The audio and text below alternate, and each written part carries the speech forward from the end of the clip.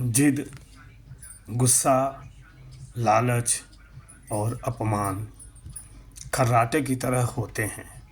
जिद, गुस्सा, लालच और अपमान खर्राटे की तरह होते हैं। दूसरे करें तो चुभते हैं, स्वयं करें तो एहसास तक नहीं होता। दूसरे करें तो चुभते हैं, स्वयं करें तो एहसास तक नहीं होता।